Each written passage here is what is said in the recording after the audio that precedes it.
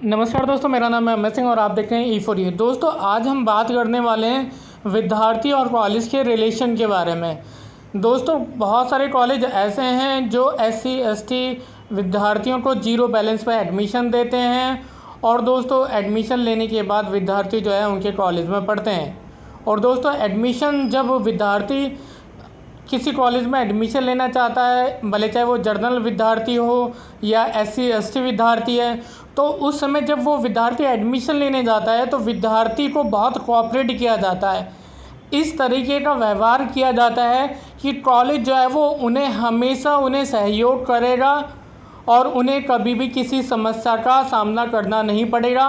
और यहाँ तक कि दोस्तों, कॉलेज में जो एडमिशन सेल में बैठा होता है वो भी ये बोलता है, अगर जो आपको कोई समस्या हो तो आप मुझे कॉल कर सकते हैं। दोस्तों, यहाँ तक कि विद्यार्थी और विद्यार्थी के जो पेरेंट्स आते हैं उन्हें अपना विजिटिंग कार्ड दिया जाता है कि यदि आपको कोई भी समस्या हो तो ये मेरा नंबर है, आप इस नंबर पे मुझे कॉल कर सकते हैं, आपकी समस्या का समाधान हो जाएगा। और दोस्तों, विद्यार्थी के घर पे फ़ोन किया जाता है, विद्यार्थी से फ़ोन पे बात की जाती है, बड़े प्यार से बात की जाती है कि आप हमारे कॉलेज में एडमिशन ले लीजिए, बहुत अच्छा कॉलेज है। कॉलेज की जो है हमेशा अच्छा ही बताई जाती है। लेकिन दोस्तों, जब विद्यार्थी उस कॉलेज में एडमिशन ले लेता है और एडमिशन लेने के बाद विद्यार्थी जो है जब उस कॉलेज में क्लासेस अटेंड करने जाता है तो विद्यार्थी को कुछ समझ में आता है। तो बहुत सारे विद्यार्थी ये सोचते हैं या फिर ये बोलते हैं कि यार, मैंने इस कॉलेज में एडमिशन क्यों ले लिया, मैं तो इस कॉलेज में एडमिशन लेके फंस गया हूँ। अगर मुझे ये पता होता कि ये कॉलेज ऐसा है तो मैं इस कॉलेज में कभी भी एडमिशन नहीं लेता। और दोस्तों, कभी कभी ये बोलते हैं यदि एडमिशन उसकी किसी फ्रेंड ने कराया है जो उस कॉलेज में पहले से ही है, तो वो ये बोलते हैं कि यार, इसने मेरा एडमिशन करा दिया इस कॉलेज में, मुझे इस कॉलेज में इसने फंसवा दिया, अदरवाइज़ मैं इस कॉलेज में एडमिशन नहीं लेता। और दोस्तों, एडमिशन के बाद विद्यार्थियों से कॉलेज जो है वो अलग अलग फ़ीस जो है, अलग अलग चीज़ों की फ़ीस के नाम पे जो है कॉलेज जो है वो एक्स्ट्रा जो है वो अमाउंट लेता है, फ़ीस के अलावा अमाउंट लेता है।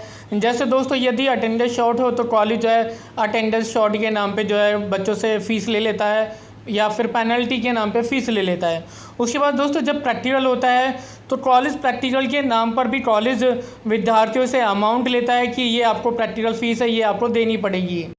और दोस्तों, कभी कभी ऐसा होता है कि कॉलेज जो है वो अपने नाम की प्रिंटेड जो है वो फ़ाइल बनवाता है। यदि दोस्तों विद्यार्थी वही फ़ाइल मार्केट से ख़रीदें तो उसे 200 से 250 रुपये में वो फ़ाइल मिल जाएंगी।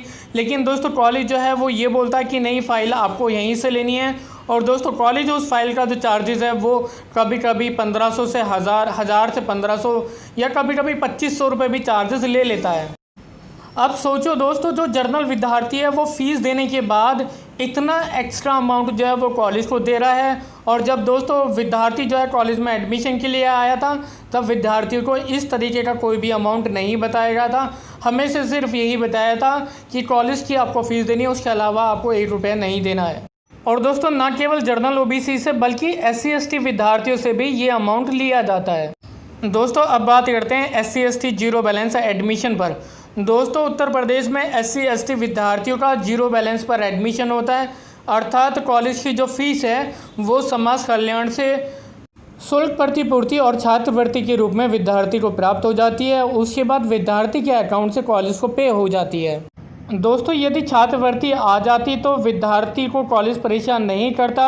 और दोस्तों, कुछ कॉलेज ऐसे हैं जो विद्यार्थी को पहले SC ST अर्थात जीरो बैलेंस पर एडमिशन दे देते हैं और यदि किसी कारण से छात्रवृत्ति नहीं आती या शुल्क प्रतिपूर्ति नहीं आती तो विद्यार्थियों को परेशान किया जाता है, उनसे कहा जाता है कि आपको फ़ीस देनी पड़ेगी।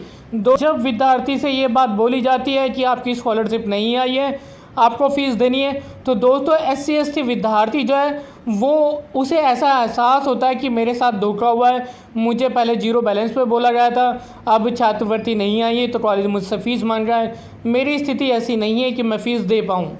दोस्तों, यदि विद्यार्थी की छात्रवृत्ति और शुल्क प्रतिपूर्ति जो है विद्यार्थी की वजह से किसी कारण से नहीं आती है, तब तो समझ में आता है कि कॉलेज जो है विद्यार्थी से फ़ीस ले ले कि भाई, आपकी जो स्कॉलरशिप का फॉर्म था वो इस वजह से रिजेक्टेड हो गया या फिर आपके कारण से ही स्कॉलरशिप नहीं आई है तो आपको फ़ीस देनी पड़ेगी। दोस्तों, यहाँ पे समझ में आता है। लेकिन दोस्तों, यदि किसी विद्यार्थी के पेपर में कोई कमी नहीं है और जो है वो किसी वजह से उसकी स्कॉलरशिप नहीं आ रही है उसका रीज़न जो है वो विद्यार्थी नहीं है। और दोस्तों ऐसे विद्यार्थी की यदि किसी कारण से छात्रवृत्ति ना आए और विद्यार्थियों को कॉलेज जो है वो फीस के लिए परेशान करे, लगातार दिन में 3-3 4-4 बार फ़ोन आए, व्हाट्सअप मैसेज आए कि आप फ़ीस जमा कर दीजिए, तो दोस्तों विद्यार्थी अपने आप को ठगा सा महसूस करता है।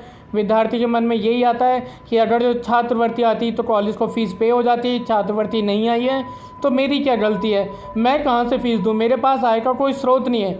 दोस्तों भारत में कोविड-19 के मामले बढ़ रहे हैं और पूरे भारत में इस समय लॉकडाउन है। विद्यार्थी या फिर उसकी फैमिली के पास आय का कोई स्रोत नहीं है और ऐसे में कॉलेज लगातार जो है फ़ीस की डिमांड कर रहा है। तो दोस्तों विद्यार्थी के मन में जो है एक प्रश्न उठता है कि काश मैं इस कॉलेज में एडमिशन ना लेता तो मुझे आज इस समस्या का सामना नहीं करना पड़ता। या फिर दोस्तों विद्यार्थी के मन में ये आता है कि ये कॉलेज अगर आज मेरी समस्या नहीं समझ रहा तो मैं इस कॉलेज की समस्या कभी नहीं समझूंगा।